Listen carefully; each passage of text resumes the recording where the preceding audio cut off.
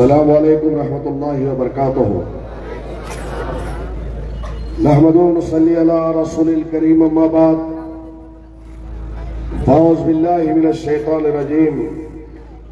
बिस्मिल्लाहिर रहमानिर रहीम। शे नशीन पर तशरीफ फरमा मजलिस इत्तेहादुल मुस्लिमीन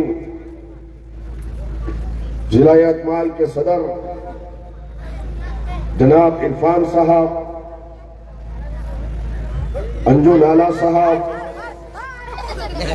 फैजान लाला साहब, शे नशीन पर तशरीफ फरमा मुजीब बागवान साहब, अफसर साहब, अंसार साहब, जनाब वफ़ार साहब, शेख असलम साहब, शहाबुद्दीन साहब, सिद्दीक कुरैशी साहब, एजाज राज साहब, जनाब माजिद साहब, शे नशीन पर तशरीफ फरमा मजलिस इत्तेहादुल मुस्लिमीन के तमाम उम्मीदवारान और आज के जलसे में मौजूद मेरे उमर खेड़ के गय्यूर मुसलमानों, पसे पर्दा बैठ कर सुनने वाली मेरे इज़्ज़तदार पर्दा नशीन माँ और बहनों, आज का ये जलसा मजलिस इत्तेहादुल मुस्लिमीन का पहला इंतखाबी जलसा है और इस आस्थाने से मजलिस इत्तेहादुल मुस्लिमीन ने इससे पहले भी अपनी तशहीरी मुहिम का आगाज किया। तो सबसे पहला जलसा हजरत तातार शाह बाबा रहमतुल्लाह अलैह के आस्थाने से हमने शुरू किया था। तो इन अल्लाह वालों की दुआओं से अल्हम्दुलिल्लाह मजलिस इत्तेहादुल मुस्लिमीन को उमर खेड़ की सरजमीन पर उमर खेड़ की गय्यूर मुसलमानों ने जो कामयाबी और कामरानी से सरफराज किया, अल्हम्दुलिल्लाह तारीख गवाह है कि विदर्भ के कोने कोने में उमर खेड़ की सदाएं और आपका इत्तेहाद एक ऐसी ताकत बनकर गूंजा था कि हर एक ने उमर खेड़ की मिसाइल को दिया। उमर खेड़ के गय्यूर मुसलमानों, मजलिस इत्तेहादुल मुस्लिमीन आपके इत्तेहाद को सलाम करती है। मजलिस इत्तेहादुल मुस्लिमीन यकीनन जिस उम्मीद के साथ आपने मजलिस का साथ दिया और 8 अराकीन बल्दिया को आपने यहां से कामयाब किया, कामरान किया, तो अल्लाह का फजल रहा कि आज जो काम 30-30, 40-40 वर्षों में ना हो सका, वो हमारे नुमाइंदों ने किया।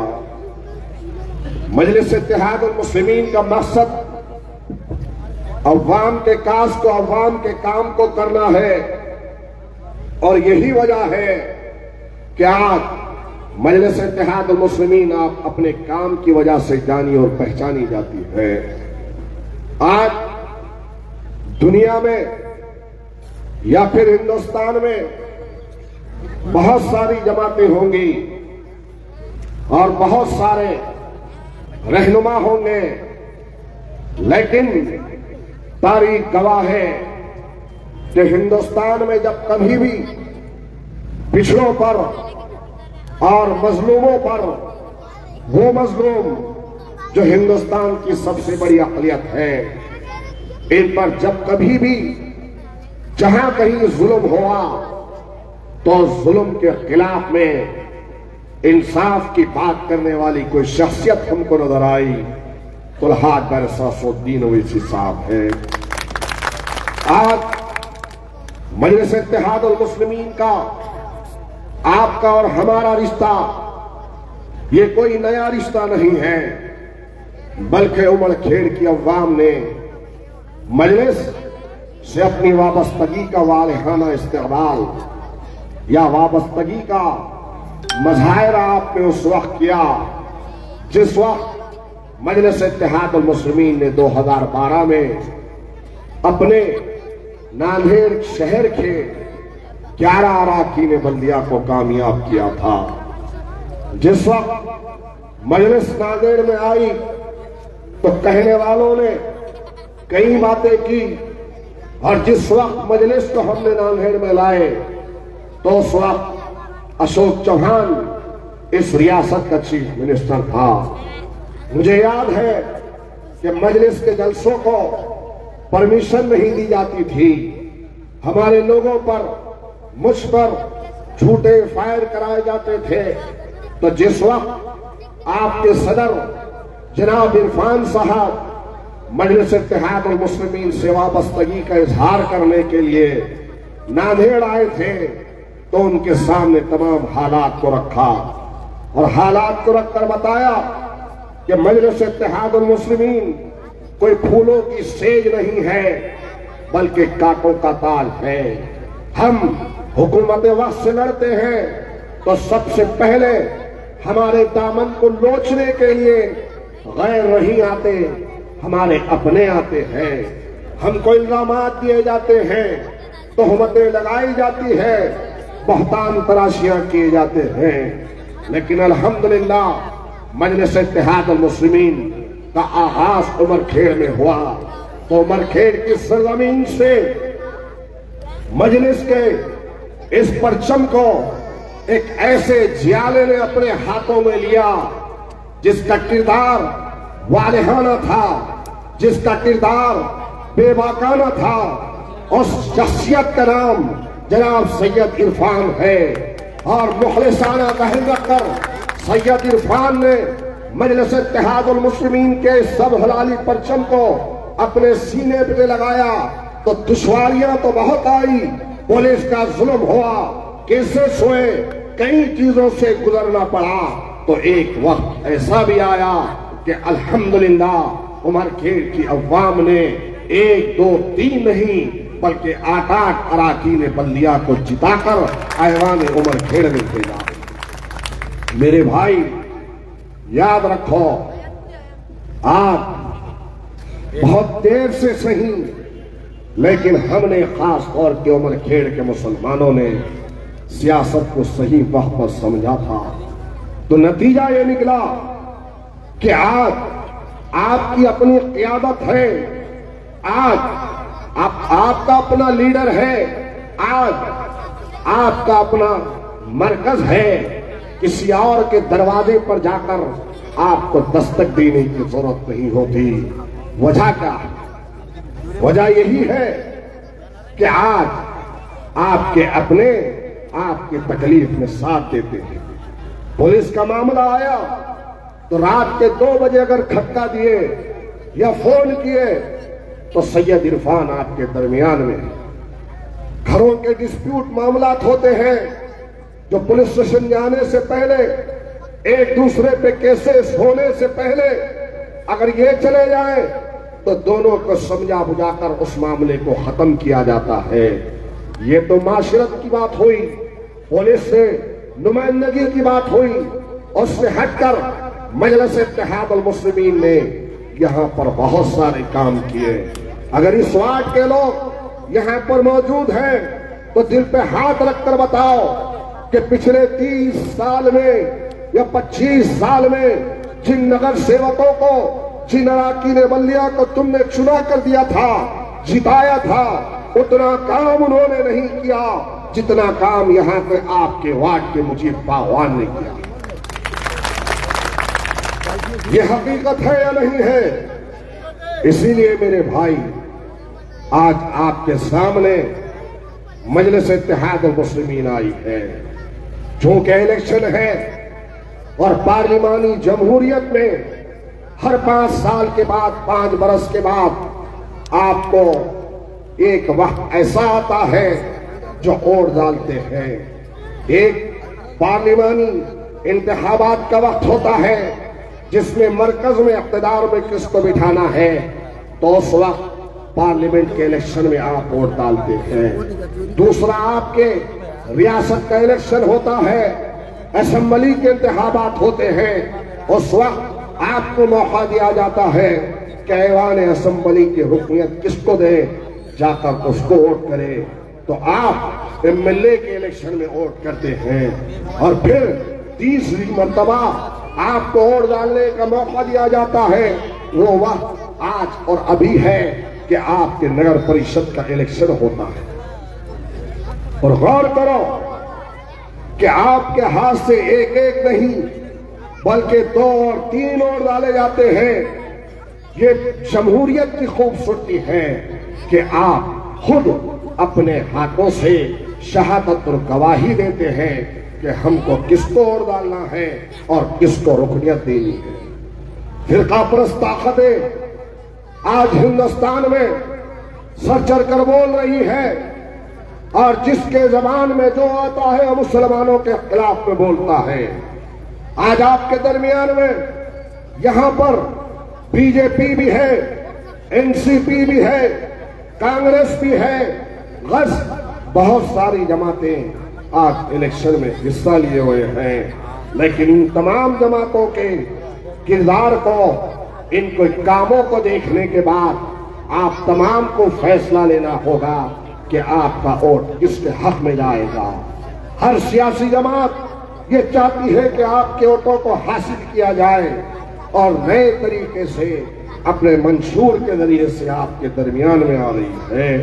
और ये आपसे मुतालबा कर रही है कि 2 तारीख के दिन नगर अध्यक्ष के लिए, नगर सेवक के लिए आप उनको वोट करें और दूसरी जानिब आपकी अपनी जमात मजलिस इत्तेहादुल मुस्लिमीन है।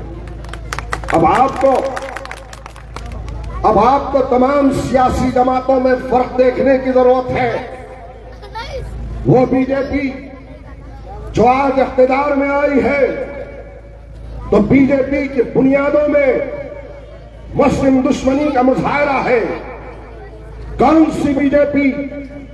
वो बीजेपी जिसने संघ परिवार को इतनी छूट दी, इतना फरोग दिया कि 5000 से जायद आज हिंदुस्तान के कोने कोने में, गांव देहात में उनकी शाखाएं हैं।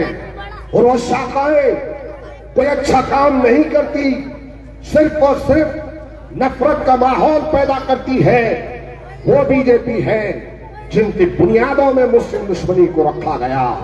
वो बीजेपी आपके सामने है जो उर्दू का खात्मा चाहती है। वो बीजेपी आपके दरमियान में ठहरी हुई है जो चाहते हैं कि किसी न किसी तरीके से मुसलमानों को निशाना बनाया जाए और मुस्लिम बच्चों को दहशतगर्दी के नाम में जेल में डाला जाए। कौन सी बीजेपी? वो बीजेपी जिसने 2002 में गुजरात के फसादात करवाए और 2002 के नस्ल कशी के फसादात में हमारी जानों की, हमारे मालों की लूट मची थी और हमारी तिजारत गाहों को खाक की ढेर में तब्दील किया गया था। कौन सी बीजेपी? वो बीजेपी जो उत्तर प्रदेश में इख्तिदार में आने के बाद तुम्हारे आस्थानों को बुलडोजर से उड़ा रही है। कौन सी बीजेपी जो गुजरात में, चाहे गुजरात हो या उत्तर प्रदेश हो, जहां जहां सत्ता में आई है तो मस्जिदों को, हमारी इबादत गाहों को बुलडोजर से खत्म कर रही है। कौन सी बीजेपी जो तलाक़ सलासा जैसा कानून लाकर हमारी आपकी शरीयत में मदाखलत करती है?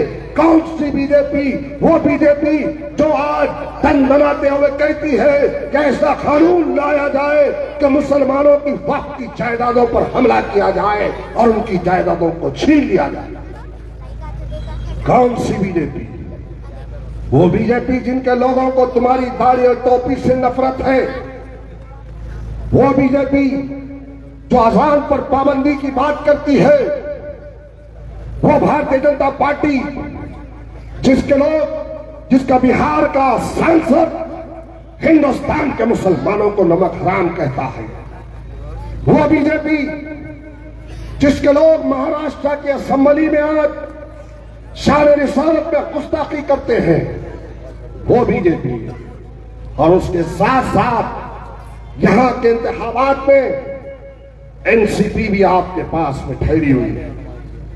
वो एनसीपी का अजीत पवार जो ये फिरका परस्त ताकत बीजेपी को आज सपोर्ट कर रहा है, ताज्जुब होता है सरजमीन उमरखेड़ के गय्यूर मुसलमानों पर।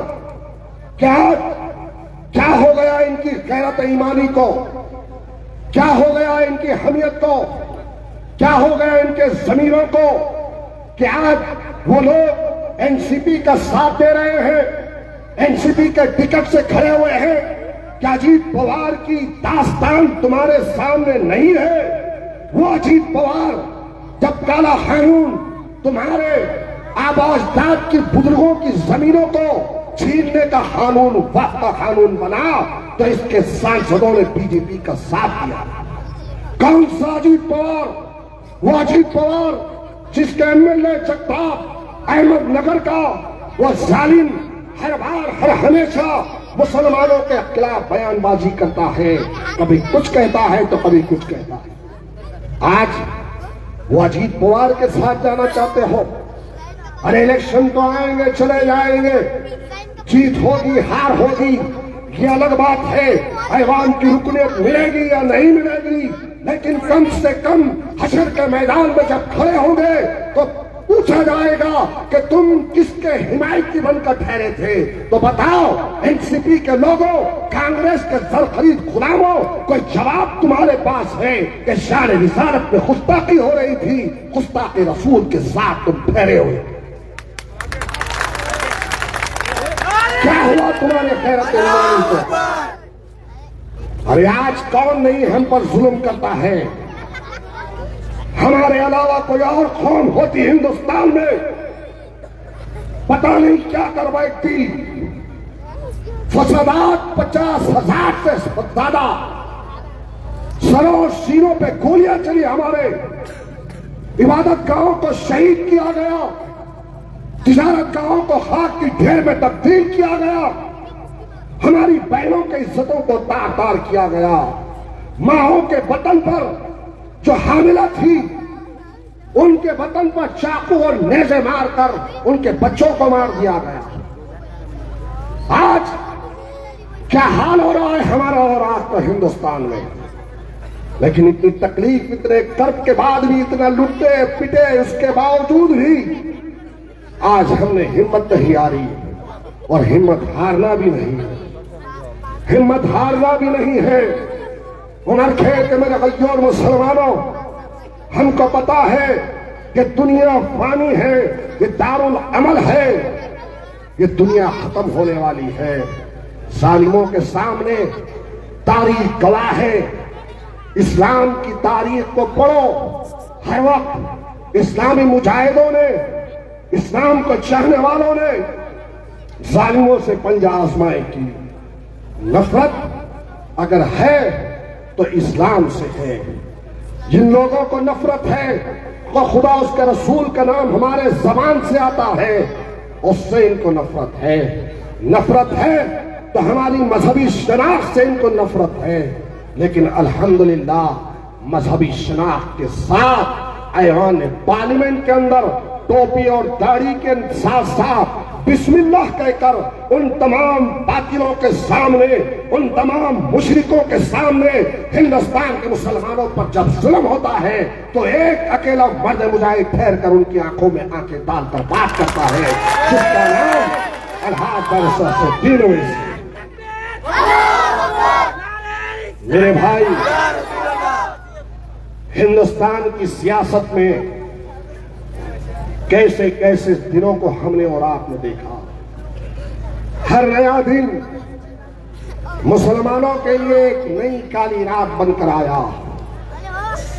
हर नया दिन कोई नई तकलीफ लेकर आया, लेकिन उसके बावजूद भी हम डटे हैं और उससे मुकाबला कर रहे हैं। हम पीछे हटने वाली कौम नहीं है। योगी रहो कि मोदी रहो कि ठाकरे रहो कि किरोट सुमैया रहो या फिर डोगरिया रहो, कोई रहो, जितने आए हैं चले जाएंगे। इस्लाम जिंदा था, जिंदा है और जिंदाबाद रहेगा इंशाअल्लाह। इस्लाम को मिटाने वाले खत्म हो गए, हमसे नफरत करने वाले खत्म हो गए, लेकिन इस्लाम आप पे जिंदा है। इस्लाम के नाम लेवा आज भी जिंदा है, अल्लाह उसके रसूल को चाहने वाले आज भी जिंदा है। और इन्हीं मीनारों से हय्या अलस सलाह और हय्या अल फलाह की सदाएं जो कल भी आती थी, आज भी आती है, आइंदा भी आती है, रहेगी। और आप देखोगे कि जब तक इस रूह जमीन पर एक भी कलमे वाला अल्लाह अल्लाह कहने वाला बाकी रहेगा, अल्लाह तमाम निजामों को चलाएगा। वक्त पर बारिश होगी, रोशनी होगी, जमीन गल्ला उगलेगी, ये सब कुछ होगा तो ईमान वालों की बदौलत हो। तुम हमारी हकीकत को नहीं जानते, तुम नफरत की सियासत करते हो, लेकिन हम मोहब्बत का पैगाम दे रहे हैं। हम चाहते हैं कि हिंदुस्तान जो गंगा जमनी तहजीब का गहवारा था वो फिर से कायम है। लेकिन बीजेपी और उसकी हमनवा जमातें आज पूरे हिंदुस्तान को खोखला कर रही है नफरत का बीज बोकर। जगह जगह जहां जहां कहीं जाते हैं सुनने में आता है कि ट्रेन में किसी को मारा गया, रास्ते पर मॉब लिंचिंग हुई, जानवरों के नाम पर मारे, टोपी के नाम पर मारे, दाढ़ी के नाम पर मारे। अरे जहां तुम्हारी क़यादत है तुम वहां ताकतवर हो, जहां तुम मुत्तहिद हो वहां तुम ताकतवर हो। बताओ, इस मजमे से पूछना चाहता हूं, कई हालात आपके अपने उम्र खेल में भी होते हैं। मुसलमानों को मारा जाता है या कोई जुलूस निकालते वक्त जोर जोर से डीजे बजाए जाते हैं, पुलिस का जुल्म होता है, मुसलमानों को घसीटते हुए ले जाने की जरूरत पड़ती है, तो तुम्हारे सामने क्या बीजेपी के कोई लीडर का चेहरा आता है या कांग्रेस के कोई जनाब का चेहरा आता है या एनसीपी के कोई लीडर का चेहरा आता है? बताओ, खुदा की कसम तुमको इस आस्थाने का वास्ता देकर पूछ रहा हूं कि जब तुम परेशान होते हो, पुलिस का शिकार होते हो, तो सबसे पहला चेहरा तुम्हारी आंखों के सामने अगर कोई आता है तो यही हमारे सैयद इरफान का आता होगा।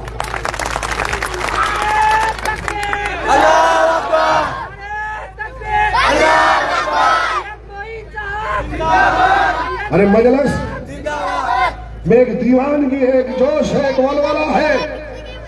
आपकी तलब पर हम लब्बैक कहते हैं। मेरे भाई, हमारे भी अपने बीवी है, बच्चे हैं, घर है, काम है, कारोबार, लेकिन बावजूद उसके सबको एक तरफ रखकर आपकी तकलीफ को हम अपनी तकलीफ बनाते हैं। तो क्या वजह है? क्योंकि आपकी तकलीफ का एहसास हमें है और एहसास अपनों को होता है। याद रखो, ये मेरे सामने जो आज टीन शेड नजर आ रहा है जिसमें जानवर बने हुए हैं, वो जनाब की कारकर्दगी की वजह से आज जानवर नजर आ रहे हैं।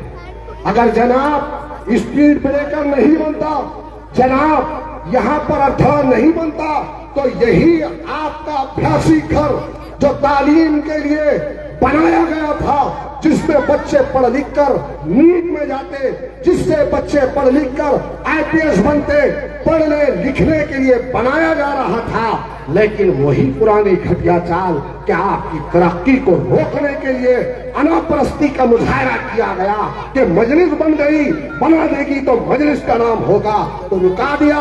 बच्चे पढ़ने के बजाय जनाब आज वहां पर बैलों को और भैंसों को बांधा जा रहा है। शर्म आनी चाहिए तुमको। अरे एक अना की खातिर ये काम किया, और उस अभ्यासी घर का नाम किसके नाम से रखा जा रहा था? हजरत इमाम अहमद रजा रहमतुल्लाह अलैह के नाम से रखा जा रहा। कम से कम हमारी मुखालिफत कर ली होती, लेकिन उस नाम की तो लाज रख देते। लेकिन तुमने वो भी नहीं सोचा, क्योंकि तुमको गवारा नहीं हुआ कि ये अगर अभ्यासी घर बन जाएगा जिसमें तालीम होगी और तालीम पाकर नौजवानों का रुख मजलिस की तरफ जाएगा, तो तुमने उसका काम भी हुआ नहीं। और बीजेपी का तो क्या कहना, ऊपर वो एक काम अलग कर रहा है, नीचे ये लोग अलग काम कर रहे हैं। घोटाले से तो वाकिफ है ना आप लोग? वाकिफ है नहीं है? कचरे का भी घोटाला हुआ, अजीब है बीजेपी वाले। कभी गोबर का घोटाला करते हैं, कभी कोई घोटाला करते हैं। उमरखेड़ में तो कचरे का घोटाला कर दिया। कितने लाख का किए? कितने? 65 लाख रुपए का कचरे का घोटाला। बीजेपी एक ऐसी पार्टी है जिनको कचरा भी बस नहीं हो रहा। सही है भाई, साफ सफाई वाला जहन रहता तो साफ सफाई वाले काम करते। जहन में गंदगी है, कहन में कचरा है, तो वही कचरे की तरफ लूट लेते।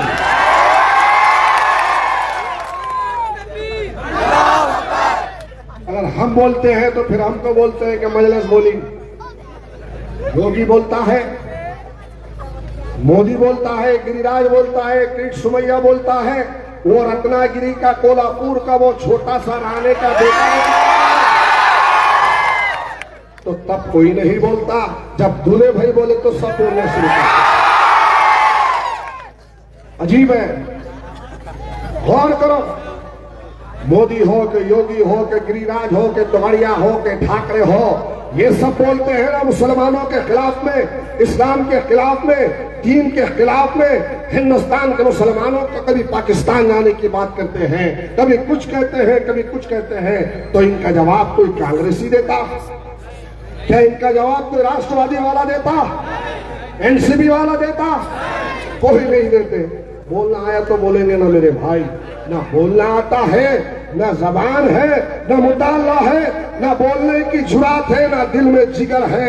अरे दिल में जिगर, जबान से मुताला कर कर खड़े रहकर आंखों में आंख डालकर बात करने वाला अगर कोई लीडर ऐवान में है तो उस मर्द मुजाहिद का नाम बादशाह ओवैसी। बहुत सारे लोग सुन रहे होंगे, पैसों के बाजू में बैठ के भी यही कर उधर राष्ट्रवादी कांग्रेस के लोग बड़ी मोहब्बत से मुझको भी नवाजते हैं कि उमरखेड़ आया है, सैयद इरफान का हास है, तो हमारे बारे में क्या बोलेगा? बोलूंगा, अभी तो आया हूं, बोलूंगा, बहुत बोलूंगा। क्यों ना बोलूं? क्योंकि जितनी तड़प और जितनी लगन और जितने इखलास के साथ सैयद इरफान को काम करते हुए देखा हो, उन तमाम तकलीफों को मुझे सुनाया गया। याद रखो मेरे भाई, क़ियादतें, लीडरशिप ऐसे ही नहीं बनती। इस लीडरशिप को कमजोर ना होने दो, इस क़ियादत को कमजोर ना होने दो। उमरखेड़ का गय्यूर मुसलमानों, मैं तुम सबको गवाह बनाकर कह रहा हूं, इलेक्शन से पहले सैयद इरफान के जुरात को सलाम है कि सियासत में हर कोई चाहता है आगे बढ़ना, कुर्सी को, इख्तियार को हासिल करना। बताओ कि इलेक्शन से पहले सैयद इरफान ने नहीं कहा कि अगर कोई पार्टी मुसलमान को अगर कांग्रेस टिकट देती है तो हम नगर अध्यक्ष के लिए नहीं ठहराए। कहा तो नहीं कहा था? जोर से बोलो, कहा तो नहीं कहा था? कहा था ना। लेकिन आज वो तमाम के तमाम लोगों को मैं स्टेज से दावत देता हूं कि ठीक है, सियासत में वार्ड अलग होते हैं, लेकिन जिस दिल से आवाज और बड़ा दिल देकर जनाब इरफान साहब ने कहा था, आज उस आवाज पर तुमको कहना होगा कि ठीक है, हमारी पार्टियों ने हमको नगर अध्यक्ष का टिकट नहीं दिया। जहां मजलिस के लोग हैं वहां पर मजलिस को जिताओ, और जहां मजलिस के लोग नहीं हैं वहां के नगर अध्यक्ष के लिए एक वोट पतंग को डालो, मजलिस इत्तेहादुल मुस्लिमीन और इरफान को डालो।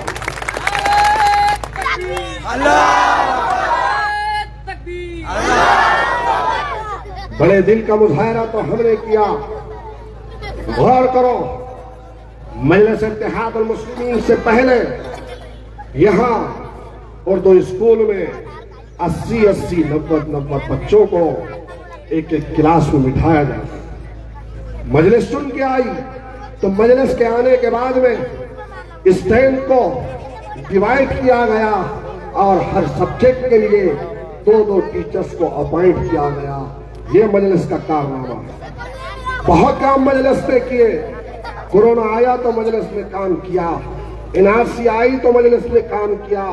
अब गौर करो कि इन तमाम चीजों के लिए आपको अपना कीमती वोट मजलिस इत्तेहाद उल मुस्लिमीन को डालना है, मजलिस को कामयाब करना है। कामयाब करेंगे ना इंशाअल्लाह। निशानी क्या है? जोर से हाथ उठा के बोलो, निशानी क्या है? निशानी क्या है? निशानी क्या है? दोनों हाथ उठा के गवाही दो, पतंग को वोट देंगे ना इंशाअल्लाह। पतंग को वोट देंगे ना इंशाअल्लाह। हर तरफ पतंग पतंग पतंग पतंग पतंग। और बाकी सब नारे तकबीर, नारे तकबीर। अल्लाह रब्बुल आलमीन से मैं दुआ करता हूँ कि अल्लाह, यही तेरे वली का आस्थाना था कि पहली सभा मेरी हुई थी तो तूने तातार शाह रहमतुल्लाह अलैह, तातार शाह बाबा रहमतुल्लाह अलैह के आस्थाने की नाज रखी। मौला, इस बार भी तातार शाह बाबा रहमतुल्लाह अलैह के आस्थाने से हमने शुरुआत की है। मौला, हमको नाउम्मीद ना करना, मौला हमको मायूस ना करना। मौला, नगर अध्यक्ष के साथ साथ जितने उम्मीदवार यहाँ पर मैदान में उतरे हैं, हर एक को रब्बुल आलमीन कामयाब कर, कामयाब कर। मौला, दिलों को फेरने वाली तेरी जात है, हर एक को मजलिस की तरफ फेर दे, हर एक को पतंग की तरफ फेर दे। खुदा हाफिज, शुक्रिया, अस्सलाम वालेकुम।